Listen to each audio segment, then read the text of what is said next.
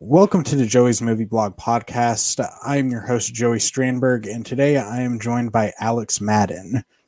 Hello, how's it going? Yeah. So, explain to the audience kind of what you do on YouTube.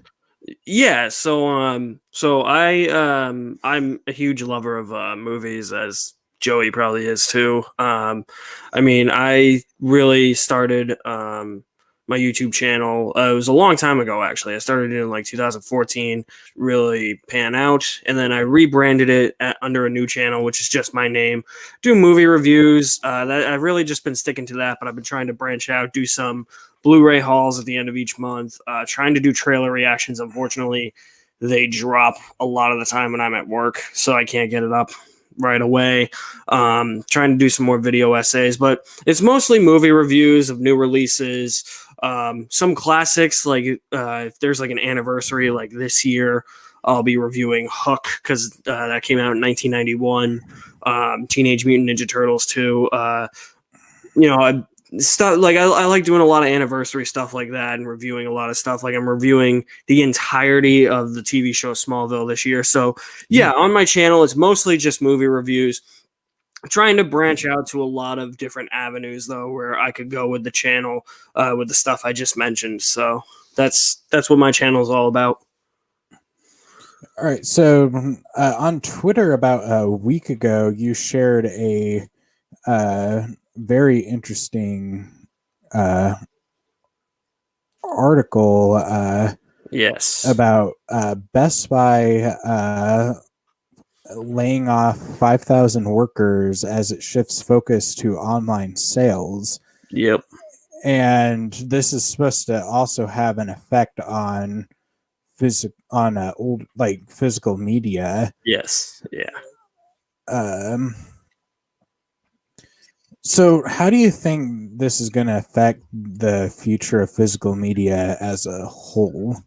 Well, I think eventually physical media might. I'm not saying it's definitely going to. I think it might eventually die out, but like I think it's kind of like the whole movie theater argument too, where it's like people are like, "Oh, well, there's streaming services now. Nobody wants to go to a movie theater." It's like I think there's always going to be a demand for physical media, just probably not as much of a heavy presence as it has now, or in prior years. I think that I don't know if it's that article or if it was another article. I think it was a different article. But even though like Best Buy is doing this, where they're moving all of their physical media to online only, like their physical media sales were up 41% last year, compared to like a 27% in like 2019. I think it was like something like that. So there's a huge jump there. It's just this doesn't really have anything to do with the fact that like people aren't buying physical media, which is a relief, honestly. Just hearing that, like, and then when the store associates told me that too, where it's like, oh, thank God. Like, it is disheartening to know that like this is happening, that physical media is moving all online, which I think that's eventually just going to be the fate of physical media. You're just going to have to find everything online. But I definitely think that there's going to be a demand for it. But going back to my point, like it was disheartening to learn that you're not going to be able to go into a store or a Best Buy trying to buy like a new movie. Like I think they said that they're still going to have new releases, but like once they get rid of like everything in their other like movie section, then that's it, and then it'll just be new releases. But like what was I saying? I kind of just lost my train of thought. Oh yeah, so like it's disheartening to like understand, like, or to see that like their actual physical media section, like everything is going to be gone. But like it's at the same time, it's a bit of a relief to know that it's not because physical media is dying. It's because we had to adapt to online shopping due to the pandemic. Yeah, I mean, I do most of my movie shopping online. But it's gonna be weird because, like, I always love just going into a Best Buy to see like what's in the bargain bins and That's stuff like that. That's the thing, though. But here's the problem. How I stumbled upon this was so my Best Buy wasn't doing it at like a while ago, like before this last time that I went in.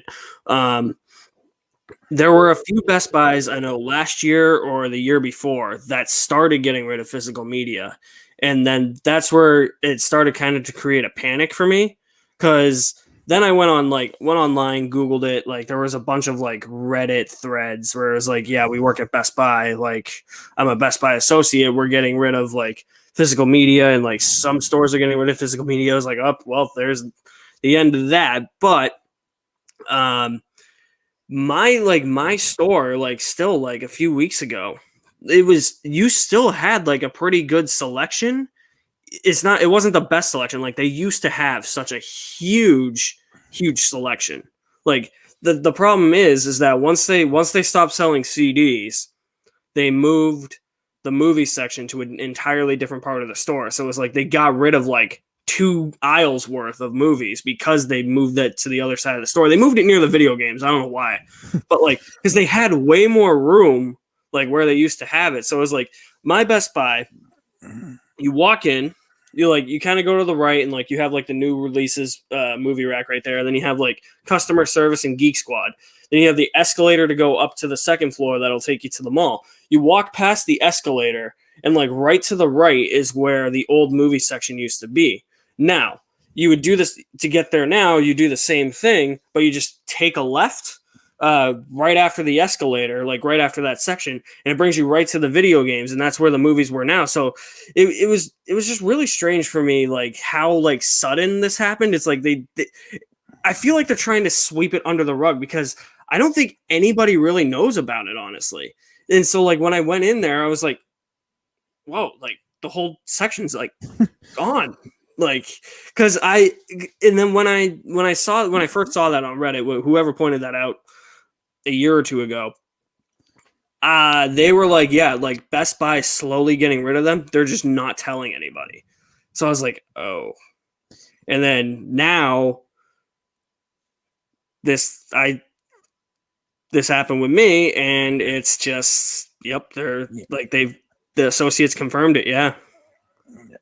I mean, like when I remember like going inside of a Best Buy for the first time, uh, like when stores started to reopen during the after the lockdown. It was so weird because it's like their Nobody in stock, there. yeah, like the movie section was nearly half empty, and like I it think that's was. I think that's why, because they were planning to move everything online. Sorry to cut you off, but It's fine, but like, and then like anytime like I'd go in there, it just seemed to get like smaller and smaller to the point where like last time I went to this certain Best Buy was around Christmas time uh to pick up my 4K player, and like I went there to I decided to stop by the physical media section, and it's like all of a sudden it's like there's nothing. It's I just, know it's crazy. yeah, and it's just a strange new world we live in. Yeah, it's so weird how this pandemic has just like reshaped like how we buy, how we live, and I mean, like I said, at least it's not because physical media is dying. Like it's a relief to know that it's because more people were shopping online. Yeah. So I mean, if that's the silver lining out of this whole situation, then okay. Like as long as I can still buy movies online in some way, shape, or form, then like physical media, then good. Like because I don't want that to die. And like I still do it with CDs too. Like I still like my music collection is all CDs. Honestly, Like I'm not a singles guy. I'm a full album guy. I like having I just like having physical copies of everything. And I'll say this now too. It's not just movies. I think they're eventually going to move video games online too. I'm kind of starting to see that as well. Yeah. Because, like, go ahead. Yeah. I don't really know a lot of people that still buy physical game discs. So I feel like the demand for physical game discs is kind of down. Mm. I mean, I know a lot of people that still do it. I mean, I've seen like everybody that got a PS5, I know I don't know anybody that got the digital version. I know everybody got like the disc version, but I wonder if that's because like they already had like some like 4K Blu-rays. Like, oh, we can finally play 4K, you know? So I don't know if it has anything to do with games, but like, because I know one of my friends, he has a PS5, but like he doesn't care that much about like the physical like games. Like if it's like a huge game, he'll get the physical game, but like if it's like I don't know, like Terminator or whatever that last Terminator game was, like say if he wanted to play it, he'd just download it digitally, you know? Yeah. I mean, I'm very inconsistent with what I buy on video games physically and digitally. Like, I probably have more digital games than I do physical. Really? Yeah, I'm kind of one of like. It's not like with movies where like where like the picture quality is different. Right. Are you more of a physical media when it comes to video games? Yeah. I don't have a single digital game. I've always, like I said, like it's not just movies, it's like CDs and like I mean if there's like if I want like a song from a soundtrack, like the theme song to like Jurassic Park, then yeah, fine. Like I'll buy it digitally. I'm not gonna buy the full album, but like CDs, like a band's full album, I'll still buy the physical CD. Same with video games. Like I gotta like I'm just an old school analog. Like I gotta have the physical copy. Like there's just something special to me about having physical copies of everything. Yeah. But like also the other thing, I don't think a lot of the demand for physical movies is going down because of studios investing in like making box sets and steelbooks. Yeah. Wait, you said you think it's going down, or you think the demand's going up? You know, I think that it's not real. Like, there's more demand due to box sets and steelbooks. Like, anytime a new Marvel movie comes out, it's like you have to go through hell or in high water just to get a steelbook for. I know, dude. Like I see everybody like posting like I got the steelbook. It's like where'd you get it? And it's like oh wait no, it's like sold out now. And it's like god damn. Like the problem with the box sets though is like I love having the box sets. Like I have a huge box set collection, but the problem is they're way too damn expensive. Yeah, like I got the 4K set to the Skywalker saga. Yeah. For like $250. I mean, that makes sense though, because it is 27 discs. So I was like, okay, yeah. like that, like if it was like 9 discs and it was like $250, I'd be like, what are we doing? But like, yeah, that's 27 discs. So like, I think that makes perfect sense. But it's something like where they just came out with a new Terminator box set that has like all 6 of them, and it's like it's 6 discs. Like I understand that's 6 movies. But that thing did not have to be $65. 60, like you're paying like $65 for only like 2 good movies, and exactly. It's like I don't know if you know about like the old Terminator anthology set with. I do. I used to have it, and then like I'm a completionist, so like I can like force myself to watch garbage. so I'm a completionist. So like that set didn't have it had only had the first 4, and then I had like Genesis and Dark Fate on like their singular Blu-rays. But like I want the sets like to be complete. So I got rid of the anthology set, and then I got the new set that has all 6. Yeah, my issue with a lot of modern day with like getting the box sets is it's like after a while it's like the box set's incomplete. That's the thing, like, because I have here, just for an example, since it's right here, like I have the Mission Impossible box set, like right here, like this is the first 6. It's like this is going to be obsolete once 7 and 8 come out, you know. I also like.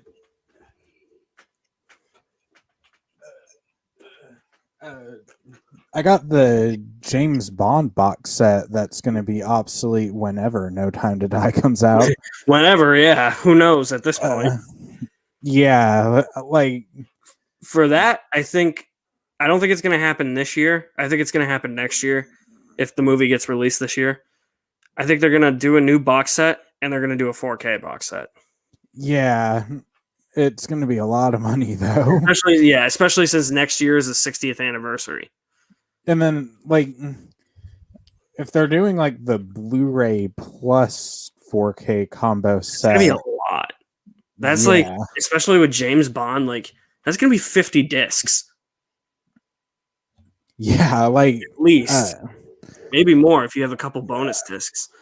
Yeah, but like a lot of the time I go with the box sets just because it's the cheaper option. It is. I will say that it's definitely worth buying the box set for a series because at least like you look at it like, yes, sure, like that Terminator set that I have, the new one, like 1 through 6 is like $65. But then if you buy them singularly, like Terminator's probably like $10. Terminator 2 is probably 15. Terminator 3 is probably 10. Terminator 4 is probably 10. Terminator Genesis is probably 15, and then Dark Fate I think is still full price at 20.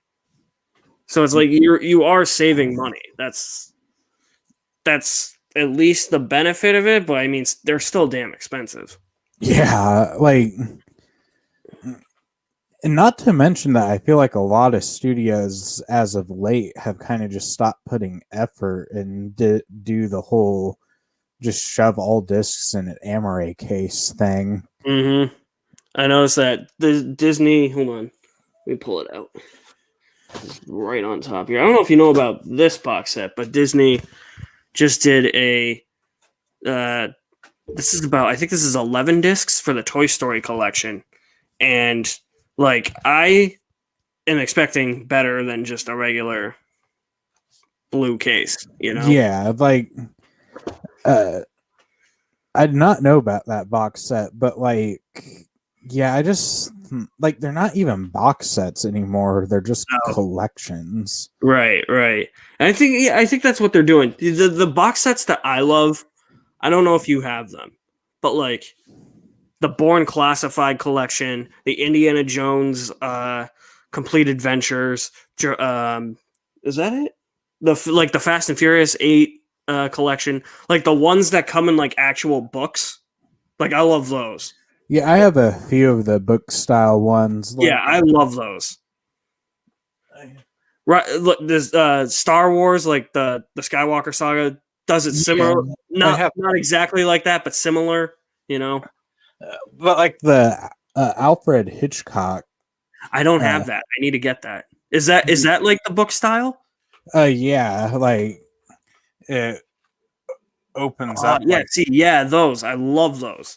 Back to the Future's like that. Yeah, I have. Do you have which book version of Back to the Future? Do you have the 4K or the?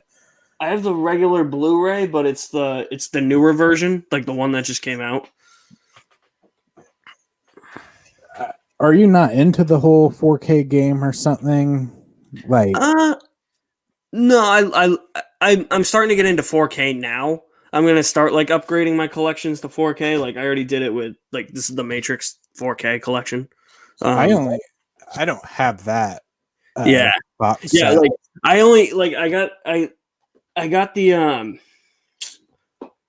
Back to the Future one before I got a PlayStation 5 because I wasn't sure if I was even going to be able to get a PlayStation 5. So I was like, what's the point of even getting the 4K version of it yet? If I don't even know if I'm going to get it. So, but once I got a PlayStation 5, that's when I upgraded like the Matrix Anthology collection to the 4K collection. Yeah. I don't know. I just wonder, like, whenever Sony's ever gonna like get their head in the game with the whole PS5 stuff going on. I know. I don't know. Sony's a mess, especially with their movies. Their movie side, like that whole Spider-Man universe. I'm like, what? Yeah, the whole like we're gonna start doing a Spider-Man universe without actually having Spider-Man. Yeah, like what? Yeah, It doesn't make sense to me. um, and then did you hear about the news about Elizabeth Banks doing the movie Cocaine Bear? It's just Ted. It's Ted. This is like their Ted 3. I feel like, and it's just like, well, we couldn't get Seth MacFarlane back, so let's just do something similar to like Fozzie Bear on like cocaine or something. Yeah, like I actually like I followed the discussing film page on Twitter, and I thought that was one of their parody accounts at I thought it first. was too. I was like, oh god. I do have a question for you though. What's the question? Thoughts on the Star Wars sequel trilogy? Uh, I think that I think Force Awakens is great. I Mm-hmm. think Last Jedi is great. I was very let down by Rise of Skywalker, and it Okay. kind of Did it kill the entire trilogy for you or no? it killed aspects of the trilogy for me. Okay. Like it, um, I was very disappointed with Finn's character. I think everybody was, yeah. Um, wasn't crazy about the whole Ray Palpatine thing. I was fine with that because I was like, okay, like it's cool that she's like connected to like you know a popular character we already know. Like I get like people are like the arguments like, well, it goes against the whole theme of the Last Jedi, but like I still think that theme where it's like you don't have to be like related to anybody in order to make a difference is still present throughout the movie. Um, but I think my whole problem with that isn't necessarily her being Ray Palpatine. It's the entire scene where we're literally told that she's Ray Yeah, Palpatine. Like the whole thing where Kylo Ren's like, "You have power. You have his power. You are a Palpatine. You're his grand." Like, yeah, dude, we get it. Like, this was like the least shocking plot twist of all time. yeah. It's just one of those things where I think I would have liked it better if it was introduced in Last Jedi. Yeah, That's kind of where I fall on the whole. Uh, like it's a good idea if like it just feels like if they revealed Vader was Luke's father. father in Return of the Jedi. Yeah, It's like, and also we didn't really have a whole lot of time to like let the twist soak in because right after we found out, they come in with the Falcon and Rey escapes. yeah, definitely. Yeah, I see, I don't understand the people that are just like she's like perfect in that movie. Like I get it, she's all powerful, but again, she does die. I think people forget about that moment where she does die. And then like she's not like to me like the people who say like she's too perfect. It's like I don't know if you feel that way. So I'm sorry if I'm I'm not calling, one of calling you those. out. Okay. Okay. Mm, But like I'm just like yeah, it doesn't like you have to look at every aspect of the character. Like yeah, she might be like very strong like physically, but like in that movie, in The Rise of Skywalker, she's at an emotional low for yeah, a good chunk of the movie. Not just because of that, but like she thinks she killed Chewie. Like she's desperate to like get the dagger that what is his name? Ochi, the Jedi Hunter. She's desperate to get that and try and get back to Palpatine to kill him and all that. Like, there's a sense of desperation and yet a sense of fear as to like, holy shit, like I'm a Palpatine. Like, what does that mean? And then like, not to mention, she goes and tries to exile herself on Octo. but you know, if You want me to be the Ray is a Mary Sue person? I will do that for clicks. Yeah, I'm not that person. Like I honestly just take all that out. Like I'm just there to watch the movie. You know, I don't really think about any of that stuff, which I wish people could just do nowadays. And Yeah. I think the people that say that she's a Mary Sue say it because there's that one dude who's not related to Star Wars, in any way, shape, or form that just said it. Max Landis. So Oh I yeah. think that he just said it, and then people rolled with it. So, but Yeah. And I mean, but like I said, like I'm just there to watch a movie. Like I'm not pointing out whether or not like, oh, she shouldn't be doing this or she shouldn't be doing that, or like, oh, that can't happen with the Fort. Like, who fucking cares? yeah, like I have complained about identity politics in movies like Black Christmas Hmm. 2019 and Yeah, but like stuff like that, like that's like obvious. Like you should complain about that. yeah, and then but like I just think that we like especially in the YouTube space we kind of just live in this whole like society where like everyone has to like be like the most successful people like in terms of like Star Wars and all that are like the ones that have the are also negative all the time. Hmm. Unfortunately, like Like, not to throw any names out there, but like geeks and gamers, yeah. yeah, yeah, like that's a perfect example. And like I'll admit I have talked to people that are members of the Fandom Menace that are really cool, but like I'm not a fan of the movement overall. I'm not either. Like it's just like now it's all like hashtag cancel Disney Plus. All because Gina Carano got fired. I'm like, she wasn't that good of an actress in the first place. The character was never like a main character. It was always a side character, anyways. Like, I Like don't get it. Like, all of a sudden, she's like the greatest like female character in Star Wars. I'm like, hello, Leia. Ahsoka. Yeah, exactly. and then and it's just like honestly I just think you could replace like to be honest I even forgot Gina Carano was on the show until I like did. Yeah, Mandalorian until like her episode the episode 4 of Mandalorian season 2. yeah, exactly. Because like she's not in the first half of the season at all. Yeah, it's like and It's like it's like that should tell you just what they think too. Be like, yeah, your acting ability is not that good. yeah, and then honestly I just think that the whole reason people are all of a sudden going to Gina's side is just because of her political beliefs. Yep, I believe that too. Yep.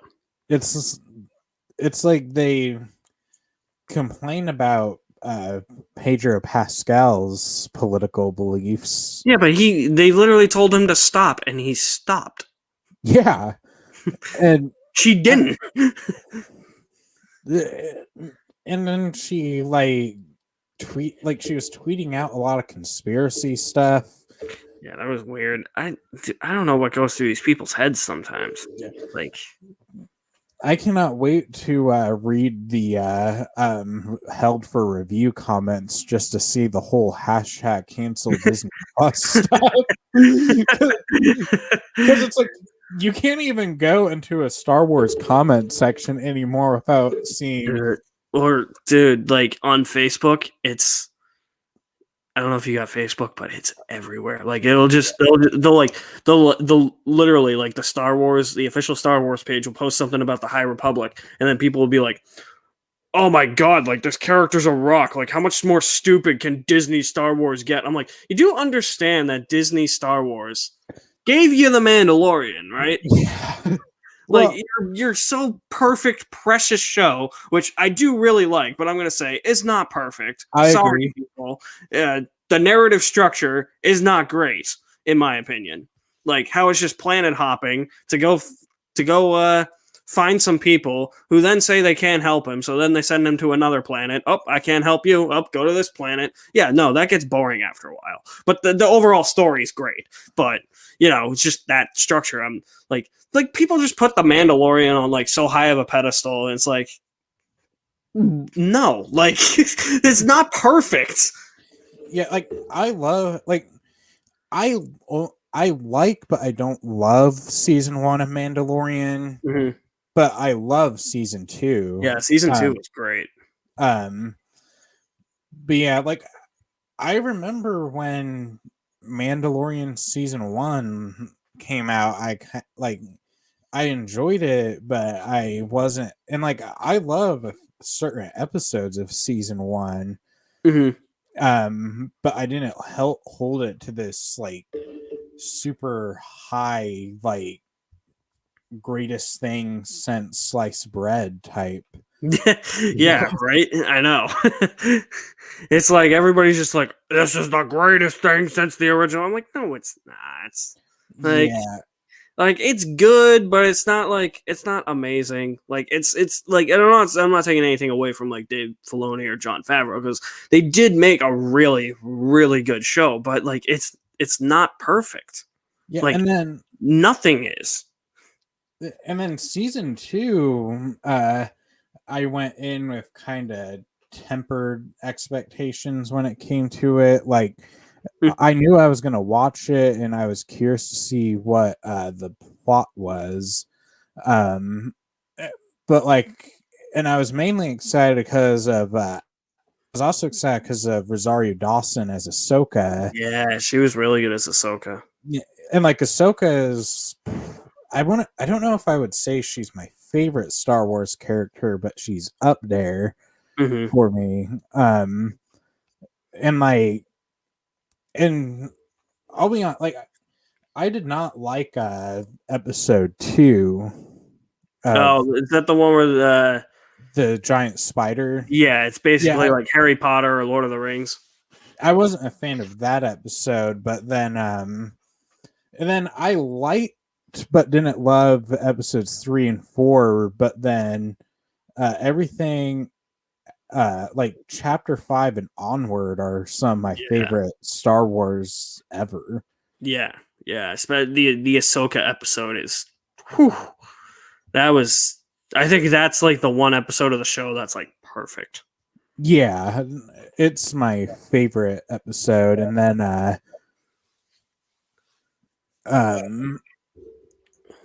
but like, and then like I remember the whole like after the Luke cameo thing, like I love that scene to death. I love that scene too.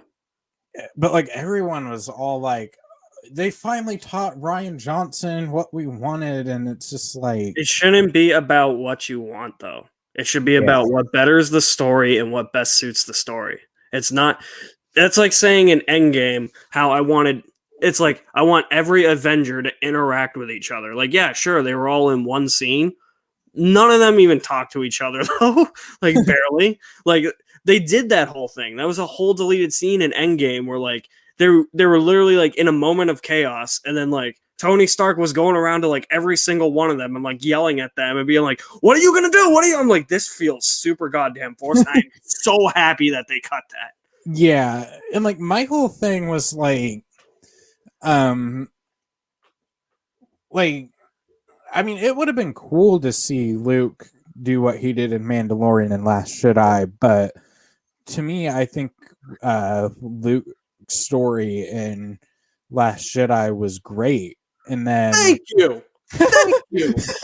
And then but like I'll admit, if grumpy old man Luke was what showed up in Mandalorian, like I don't think it would have fit. Just like I don't think this version would have fit in Last Jedi. No, I think that's The Last Jedi, I think, gets really misconstrued, and I think it gets really misanalyzed and misunderstood because honestly, it's a Star Wars film that honestly challenges you.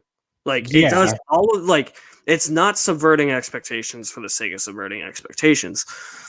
Maybe a couple things here and there are, but like it literally challenges you to watch the movie, pay attention, be like, hey, this is important, and maybe you should actually think about some of the things that are happening. And I don't think any Star Wars fan was ready for that. Like, I don't think any Star Wars fan that hated that movie even understands that, like, the two biggest themes of that movie are failure, trying to let go of the past, and actually three themes: being relevant in a place, like in a galaxy where you probably aren't relevant because you're no one. Like, it's literally telling you, like, you can be nothing but still be important. Like, that is, like, I felt like because of that I could have the Force in that movie. Yeah. I mean, I even wasn't ready when I first saw Last Jedi. I definitely didn't think Snoke was going to die, but I love that because I was like, yep, Kylo is just full blown inherently evil. Like, he's no longer conflicted. Like, this is the next part of his story, like, which I think people also misunderstand. It's like, oh, the big bad's gone. I'm like, Snoke was never going to be the big bad guy for this trilogy.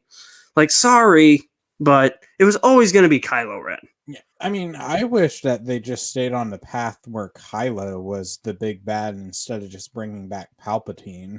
Yeah, I mean, I was fine with Palpatine. I feel like you can't have Star Wars without Palpatine. Like, because to me, Star Wars is always about the Skywalkers and the Palpatines and the conflict there. So, like, I was fine with it, and I didn't really need an explanation as to how he came back, because he says that line at the beginning of The Rise of Skywalker where he's like, the dark side of the Force is a pathway to many abilities some consider to be unnatural, which is like just him repeating the line from Revenge of the Sith. But whatever, like, that was enough for me. I was like, okay, he cheated death. Like, we don't need to know how. Like, he's Palpatine. Like, he can do that stuff.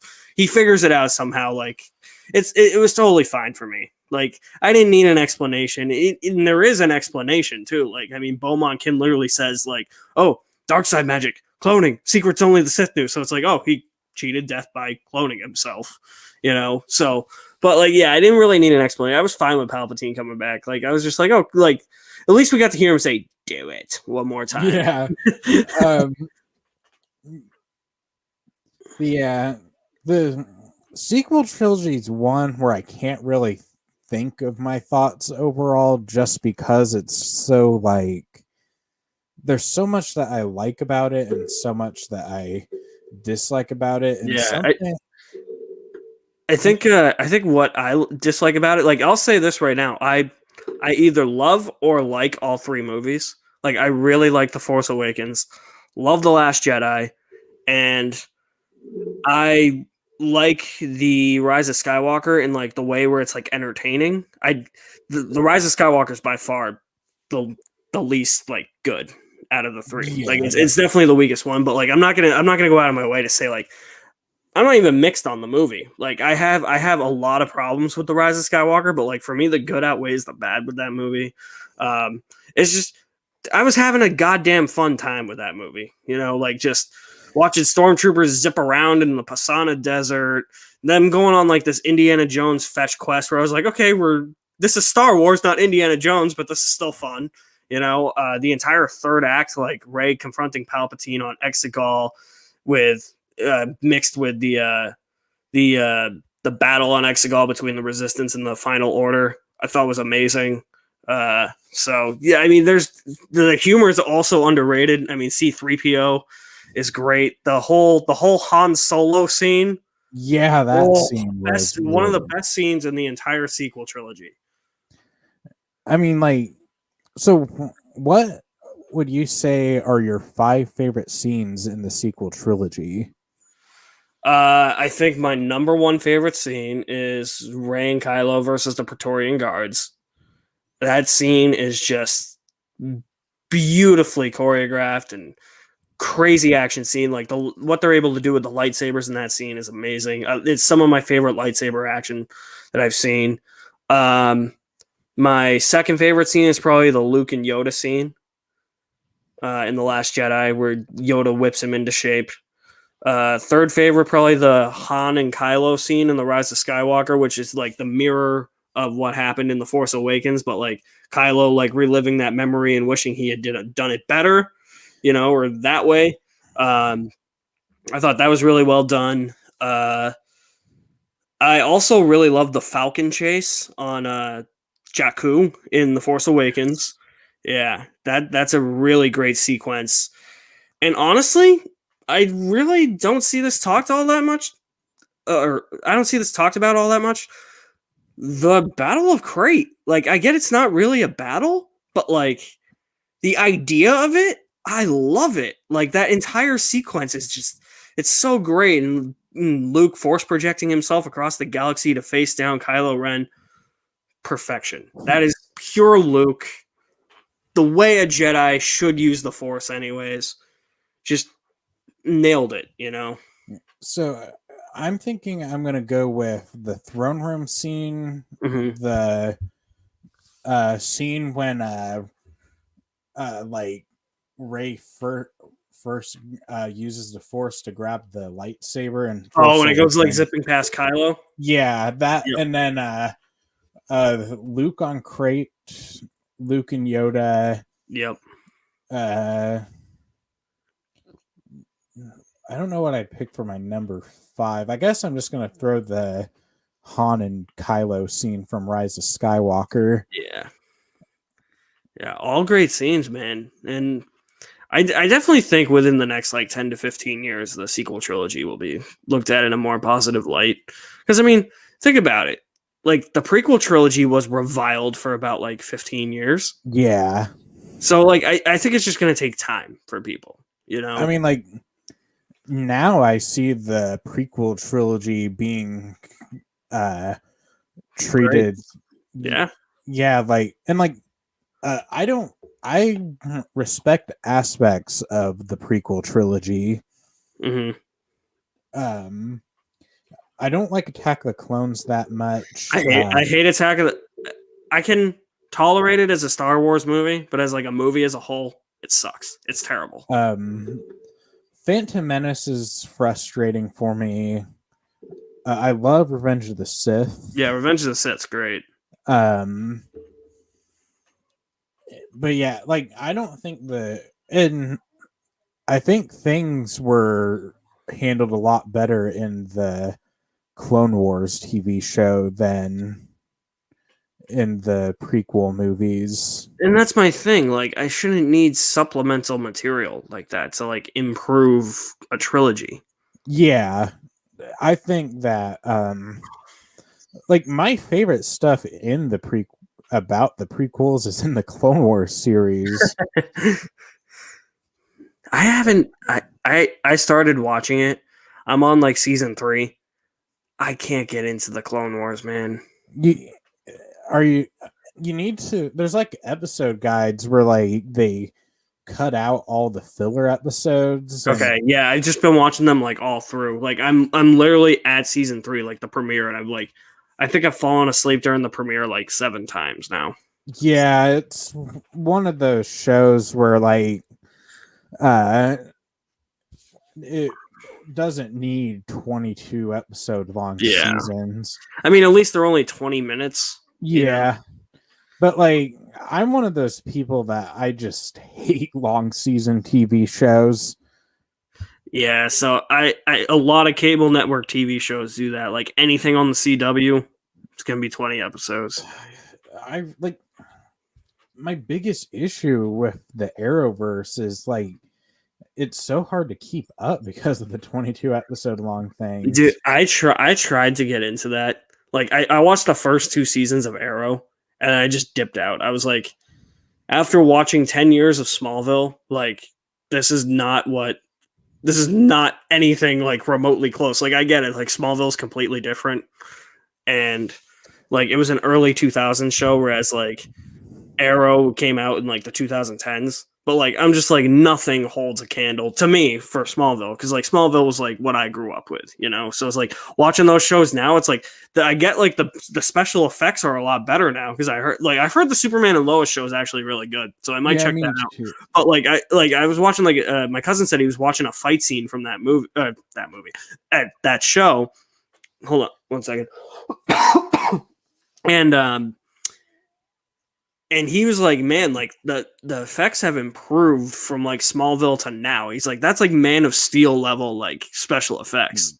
That's what I've heard about the show, but like my biggest issues with the CW shows is like as of late they're just doing too much. That's my thing. And then I think I just got disinterested with Arrow too, because it was just like they were just doing the same thing on Arrow, where it was like, oh, you have failed this city, and then flashback. Oh, I gotta go catch this guy. Okay, flashback. Like it gets annoying after a while, you know? I mean, I got tired of the Flash because of the whole like the whole villain of the week formula.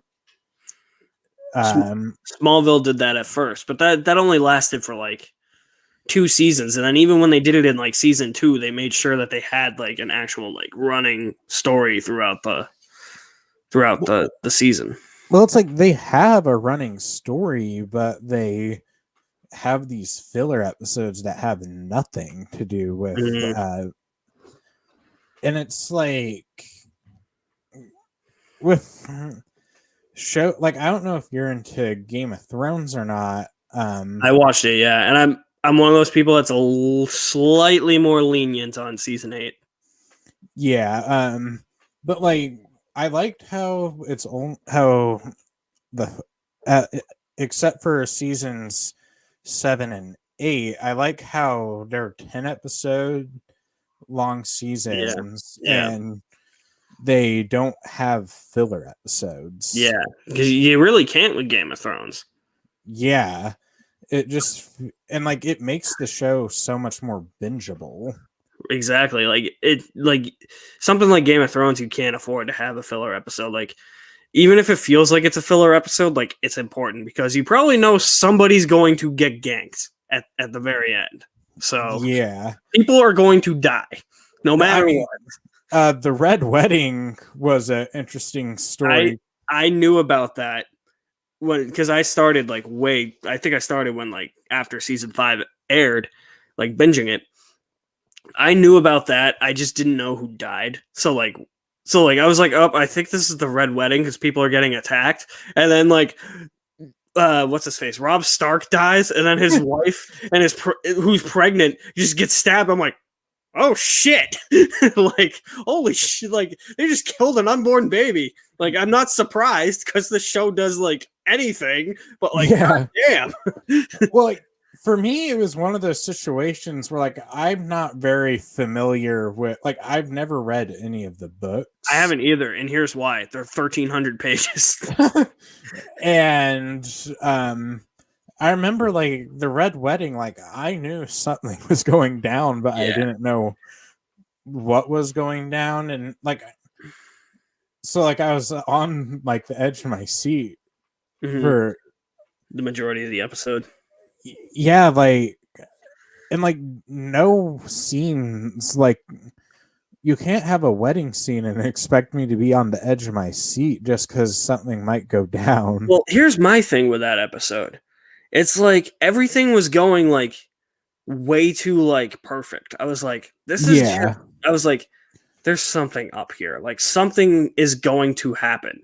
Like there's no way anybody's getting out of this like in a happy dandy way. And then sure enough, it's an entire massacre. Yeah.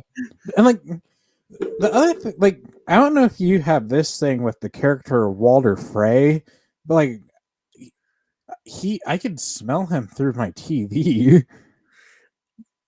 I think it's because he's Filch in Harry Potter. Oh, I didn't know that. Yeah. You murdered my cat. I'm like, get off my screen, Filch. Yeah. And like one of my favorite moments was when Arya got revenge for the Red Wedding. Yeah. In season 7. I love that.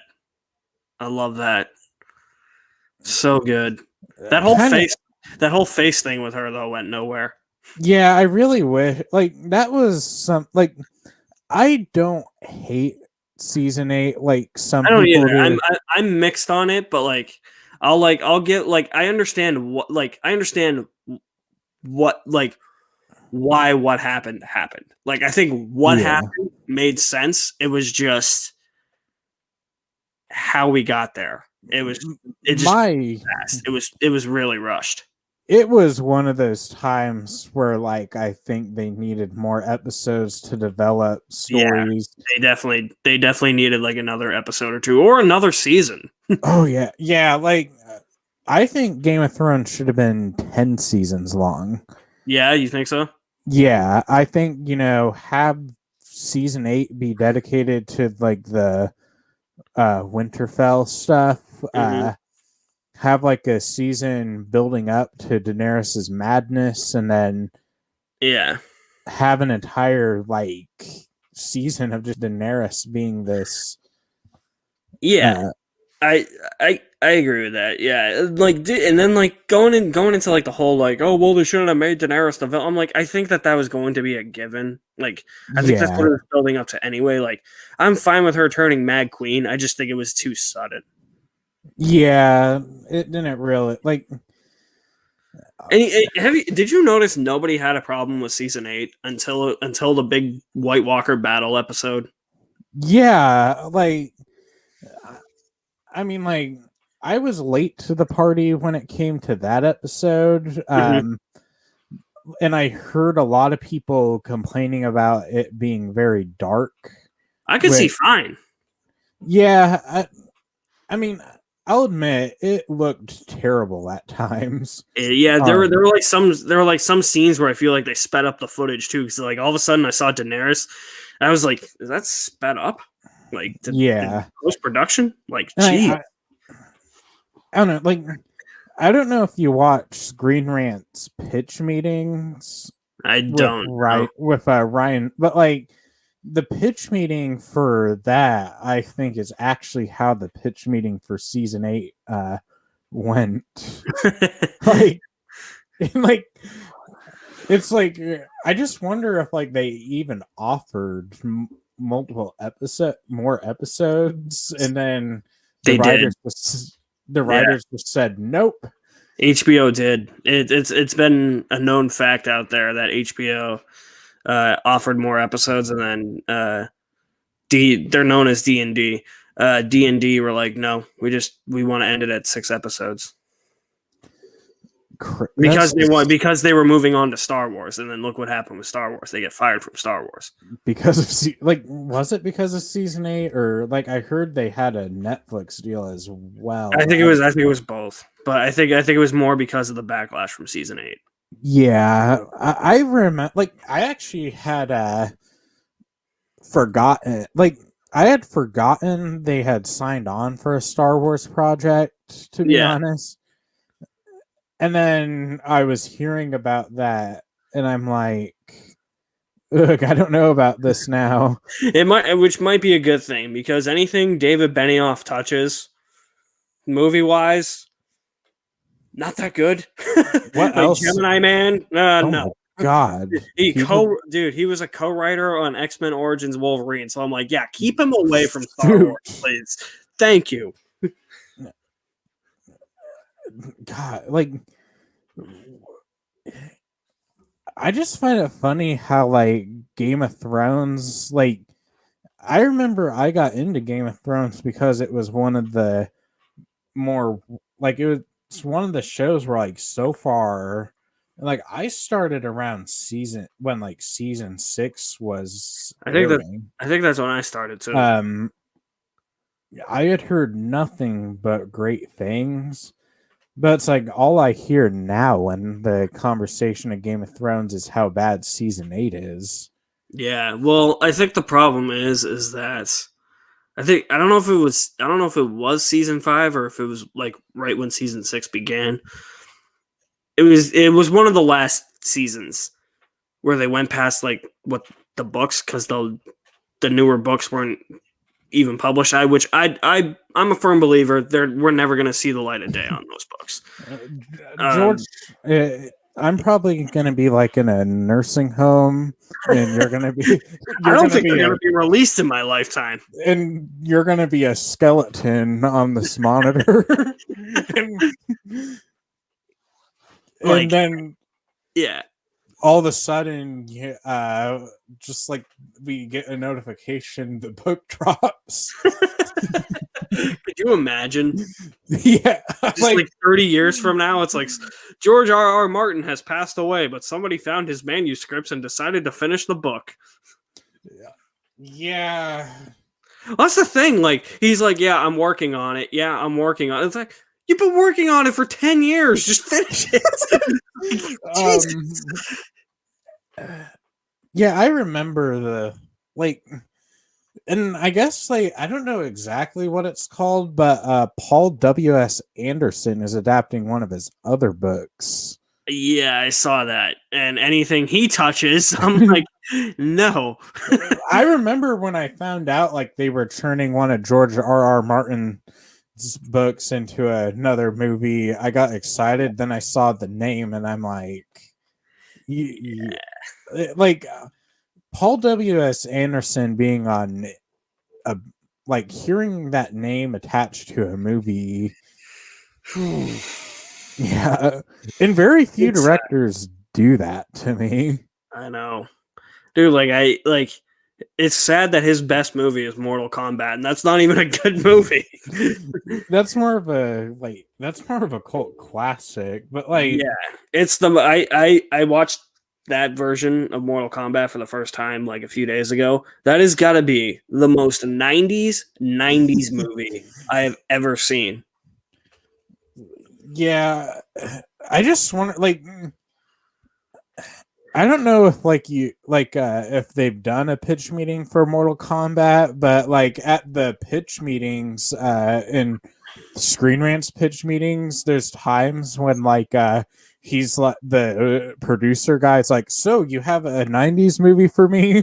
Like, that has to be how half of these pitch meetings go. Oh, definitely. It's got to be. I mean, it's just some big burly guy in a suit, probably wearing glasses, choking on food. I mean, like, so what's your idea? Well, I have this really bad idea, but I know that you're a studio executive and you need money, so you'll do it. Sounds good to us, you know? Yeah, and like the studio exec guy in the Screen Rant pitch meetings is just obsessed with money, and if he even starts to question your ideas, all you have to do is say, but sir, money. Awesome. That's awesome. Yeah, honestly, like, I don't know how Ryan George comes up with the ideas he has, but like, they're the only Screen Rant videos I even watch nowadays. Really? I'm not the biggest Screen Rant. I'm not either. Like, now that they kind of like report stuff prematurely, and then sometimes they're like wrong. I'm like, yeah, no, yeah.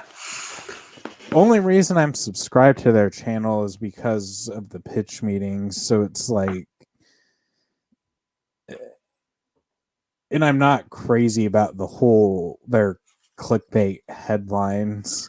Yeah, they got in trouble, I think, for one of their headlines. I think it was one of the Chadwick Boseman headlines. Yeah, that one. I think it was that one. I was like, what are you guys doing? Yeah,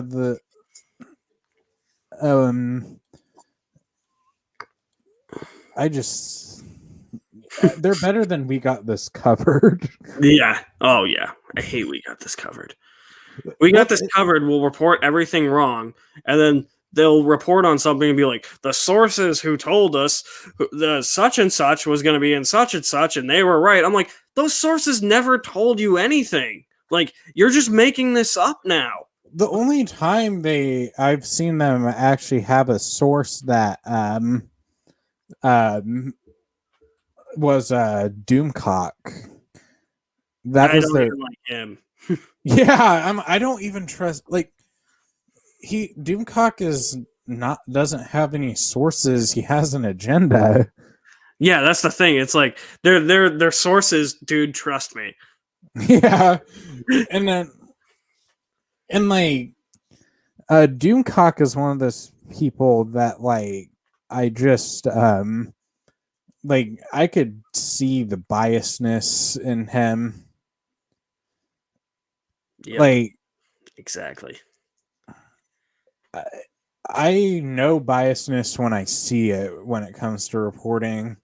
Yeah. Uh, Same with what's her name? Grace Randolph. Oh yeah. Oof. I'm blocked by her on Twitter. Raya and the Last Dragon failed at the box office because it's too female centric. How about because we're in a pandemic, lady? Like, Jesus. Are you? I thought the fun. Sorry to cut you off again, but I thought the funniest one with her was when she was like, "I have top secret information about Kathleen Kennedy." I'm going to stop because that voice is right now. But she's like, "Yeah, I have top secret information about Kathleen Kennedy being fired from Lucasfilm." All of the heads of all of the studios Disney own got together and decided to like whether or not they should fire her. I'm like, they wouldn't do that. Like, why would Disney bring together the head of Pixar, the head of Fox, the head of ESPN, and be like, "Yeah, we gotta get rid of Kathleen Kennedy"? Be like, no, they're not gonna have like a super secret studio meeting to do that. They're just gonna call her in. If they were gonna fire her, they'd be like, they call her in, and be like, "Kathleen, we're sorry, but we gotta let you go." Like, they're not gonna have like all the studios present for that. Like, it's so crazy when you can actually like tell when somebody's reporting, and then you watch somebody like these channels that we're mentioning, and it's like, dude, you're just making this up. Yeah, and like, are you blocked by Grace Randolph on Twitter? I created a burner account, and that one got blocked too. Like, the reason why I got blocked, like, I forgot this like convention we were supposed to get. Like, there was this convention, like where we're supposed to get some DC news or something like that, and she was all like, "My top secret sources say." This is getting announced at this convention, and it then never did, right? yeah, and then she's like, "Oh, this convention was so terrible," and I'm like, "You kind of set us up for disappointment." Block. Yeah, dude, for my main account, I have no idea why I got blocked. I don't even remember what I said. The burner account, that was when she got into. I got blocked on that account. That's when she got into the beef with Kathy Ann. And then I posted a picture of Kathy Yan like going like this, like over a grave, and then like the gravestone said Grace Randolph or something. And then she blocked me there. Like, I watched that whole situation go down live. My God. Like, if the director is saying that it didn't happen, then it didn't happen. Like, you don't know anything, Grace. Like, sorry, but like, you're not behind the scenes. Like, who did she sleep with to be included in Zombieland 2? I'm like, it's sad because there was a point in time when like she was one of my favorite critics, but then she just went.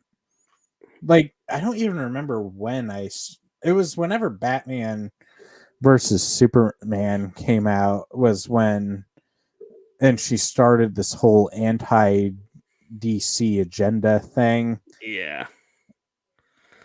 And that movie. I mean, I enjoy Batman versus Superman or I enjoy aspects of it. I hate the whole thing. Except, I mean, the warehouse fight's cool. Ben Affleck as Batman's not bad. Gal Gadot as Wonder Woman's not bad. Henry Cavill as Superman isn't bad, but it gave me no reason to like find inspiration from him. So, yeah. I hate. I repeat. I hate Jesse Eisenberg as Me Lex too. Luthor.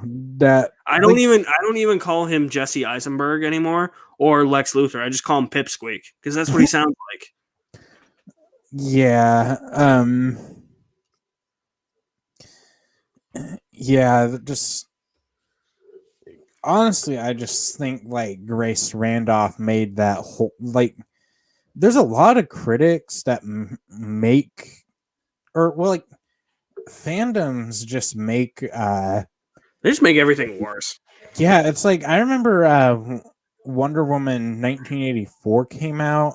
I Mm-hmm. swear it wasn't even 5 minutes after I finished watching the movie that I just didn't even want to talk about it anymore. Yeah, exactly. Yeah. I mean, I feel like if I rewatch that movie, I'm probably not going to like it as much.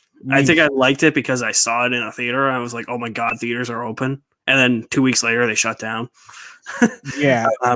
But like, I mean, yeah, it was weird because it was like, it went from even like the critical reception, like it went from being like high acclaim to like all of a sudden, like, this isn't that good. Yeah, it was like the initial like critics reviews got me expecting something else. Yeah, exactly. And the trailers also kind of got me expecting something else. And I think the huge problem with Wonder Woman 1984, and I agree with people when they say this, the whole body swapping thing. It's like she sleeps with the dude with like no consequences. I'm like, that's not Steve Trevor. Like, I get we're seeing Steve Trevor, but you're not seeing Steve Trevor. Like, that's the whole thing. Like, you basically raped that guy. and to me, it's just like in a movie where so much stupid stuff happens, I wouldn't have questioned if Steve Trevor was brought back by the Wish Stone. Yeah, exactly. Yeah. That's what should have happened. And then I think the whole problem too is it's like they were really like setting up that like whole relationship where it feels like nothing happens for like a good chunk of the movie. Like, I don't think there's an action scene other than the beginning in the mall. Like another like hour or so. Like I think it's like an hour and 20 when like the next action scene is, and the movie's already long. Like, yeah. It's like that's a long time for a superhero movie. I got excited when they announced the 2.5 hour long runtime because I thought they were going to do some epic stuff, but like then they just focus an hour, like most of it with no action. And yeah, and like honestly, that movie did not have to be 2.5 hours. Yeah, that's kind of the conclusion. God, now we're talking about it. I'm like, this movie's not that good now. That's what's weird. Yeah, like, and then it's weird because like there's some movies where like you start talking about it and realize it's not that good. Right. Like I mean, you could probably say the same thing about The Rise of Skywalker, but like I enjoy talking about that movie though. Like I said, like I have my problems with that movie, but like as I said, the good outweighs the bad for me. Like I always enjoy watching that movie because like I just have a fun time watching it. Like now I feel like if I watch Wonder Woman, like it's just gonna be like no. Like I like there's just too much wrong with it where I can't forgive it now. But who knows? I mean, I got to rewatch it again. Like I think I gave it a 3 out of 5 on Letterboxd or 3.5 out of 5. I guarantee it's probably going to go down if I rewatch it. Who knows? I mean, it might stay the same, but it's one. I've only seen it once, so it's like it's one of those things I have to rewatch. I think to like gain like an actual like final opinion. Oh wow, my Letterboxd score is higher than I thought it was. What is it? I gave it a 4 out of 5. Damn. And now I'm not even sure what to give it. Yeah, exactly. That's why I think it needs like a second viewing for me. Yeah, and like what's weird is like I'm not even like in a rush to go get it on 4K. Yeah, same here. I think it comes out at the end of the month. Like 20 it's either the 23rd or the 30th.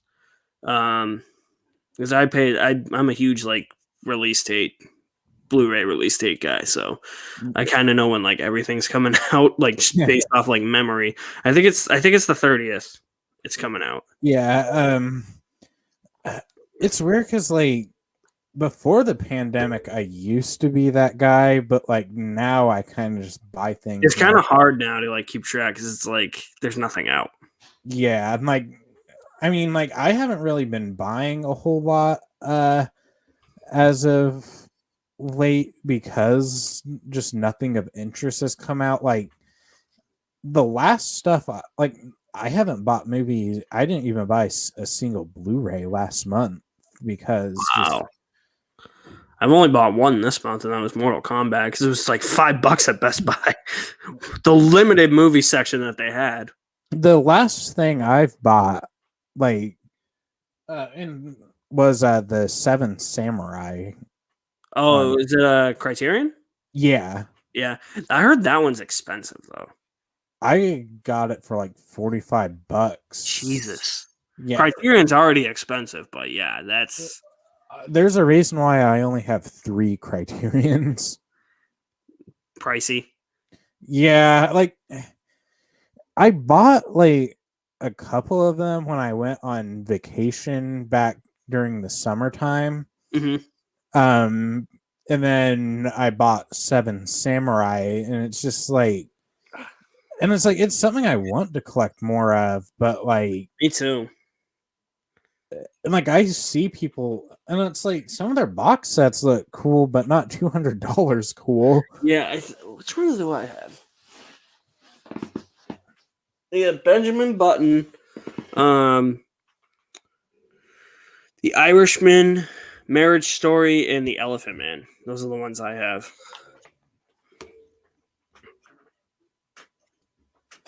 I got, uh, I of course got 12 Angry Men, Mm-hmm. The Great Escape, I gotta and get that still. Seven Samurai. Nice. Yeah, The Great Escape one's like fairly new, right? yeah, I think it came out like back in May. I didn't even know it was on Criterion until I saw it at Barnes and Noble. Really? Yeah, like that's how, like, I'm not really, like, I don't pay attention to what comes out on Criterion. Like the only reason I knew, I've known this one's been on Criterion for a while just because a lot of my collector friends have it, and then it's the same with this one, and I'm like, um like this is a movie like like I was willing to pay the full price for just because of how much I loved it. But That's 12 Angry Men, right? yeah, it's one of my, like, I watched it in like a law class when I was a Nice. freshman in high Nice. school. Did I see it? I either saw that one or like the newer version. I forget. See, what's funny is like I I I never knew there was a remake until this week when my history teacher told me about it. Yeah, I forget which one I saw. I think it was the original one I saw. I hope I did not see the remake. But like, I think it's just because because the first one is just held in so high regard that I just, and of It course could be. Yeah. now they're just remaking everything as well. So It's all it is nowadays. yeah. Just sequels, reboots, remakes, retellings, re whatever. Money. But yeah, basically money. Yeah, is what we're saying. Yeah, just at this point they should just call remakes the cash grabs. They should. Speaking of the remakes, yeah, the Disney remakes, the live action ones are cash grabs. I'll say this though. I'm all for them as long as there's enough to differentiate it from the animation. I actually preferred the Cinderella remake over the original. I don't blame you. I mean, that's fine. Like, sure Yeah. opinion, you know? I mean, I'm not the biggest fan of the original Cinderella yeah, for just exactly. because. I prefer the Dumbo remake over the original. Oh, that's controversial. Yeah, I mean, I was never huge on Dumbo when I was little. Like, I watched it all the time, but like even then, I was just like, man, well, like not really my thing. And then like the remake came around, and I was like, I like that a lot more. I actually prefer the Jungle Book The remake. Jungle Book's really good. Um, but like the Lion King was like The Lion King is the worst one, I think, because that's just shot for shot. my least favorite is the recent Mulan. Yeah, I honestly ended up liking that. I think it's because I haven't seen Mulan in so long. Like, I feel like if I go back and watch like the original Mulan, I'll be like, and then watch like the live action, I'll be like, okay, no. But I mean, I was fine with it. I was like, they attempted to do something different. Like, they got rid of the songs. They tried to make it more realistic. Um, I mean, like that's like kind of like what I'm talking about. Like, you have like the stuff that like differentiates it from the animation, so like each version of it feels like its own thing. Like, yeah, the Disney live action remakes are cash grabs, but if they can continue to do that, then I'm I'm fine with them as long as they feel like their own thing. Like Aladdin, like has a lot like in common with the original uh, animation, but I think that there's enough that makes it different to make it its own thing. Yeah, I actually liked the Aladdin remake a I did lot. too. Yeah, I did too. Not as much as I did with the original, because I don't think you can't Yeah, top the you original. can't top it. No, that's the thing. You're never gonna top the originals with these live action remakes. Yeah, I think people go into that mindset with it like it's gonna be as good. And it's like it's never going to be. It's like going into like seeing The Hobbit and being like, this is gonna be as great as Lord of the Rings, and then it's not going to be, and then you walk out and it's like, I was disappointed because that wasn't as good as the Fellowship of the Ring. Like, no, it was never going to be. It's like how Fantastic Beasts is never going to be as good as Harry Potter, which the second one just completely derailed the whole thing for me, but that's a whole different story. I don't like the second one. I haven't even bothered with the Fantastic Beast movies. The first one's good, but you can tell it should have just been a one and done type thing. Yeah, and it's like with the Harry Potter movies, I haven't seen them in a long, like, I hardly remember them, Wow, and I've seen bits and pieces of them over the years. that's another series I grew up with.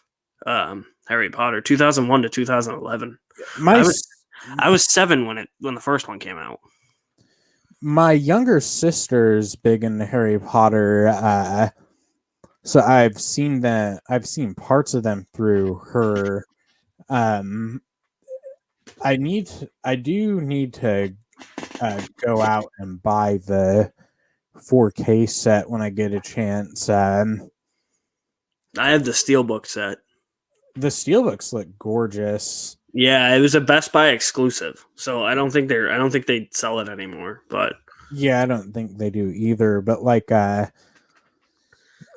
know Harry Potter mostly through my sister. gotcha. And like, what's weird is like I keep hearing people talk about these things in Harry Potter, and I'm like, that sounds cool. I need to actually sit down to get into them. Yeah, yeah. It's a really great world that unfortunately now has a really bad person that created it. But J.K. Rowling. yeah, She's an interesting figure from what I've heard about. Like, I don't really pay attention to what J.K. Rowling does on Twitter, but yeah, I've heard enough to. yeah. And I heard jokes about her turning certain characters gay or something like that. Yeah, Or so like she did this whole thing. I think it was after the sixth book was released. She came or no, what was it? I don't know if it was when the sixth book was released, but it was something with one of the movies. I think where it was like there was like a line or something where in one of those scripts for the movies where it's like Dumbledore had like a previous like girlfriend or something, and then J.K. Rowling said no, you can't include that because Dumbledore's gay. And then which was fine. Like she like it was just that. Like she just left it at that. Like she didn't do like any explaining. But then like the whole thing with Fantastic Beasts is it's like they hint that like the wizard Grindelwald and Dumbledore once had a relationship, and that's like what we heard about in like the Half-Blood Prince book.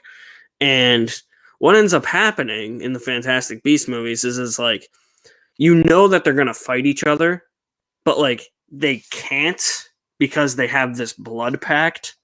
And like they put like their blood in like a locket, and it's like, no, we can't fight each other because we're in love, but like we're not gonna show that they're in love, and instead we're just gonna show them like do this blood pact thing. I'm like eye rolling stuff. Yeah, I didn't hear about the whole turning characters gay thing until after Fantastic Beasts and the Crimes of Grindelwald was coming out. Yeah, that was like what I just explained. That was like the huge like That's thing where with the it. Yeah. started. Yep, that's where that whole thing started. And then I guess she's not gonna be included in the video game they're making. Good, she shouldn't be. Yeah.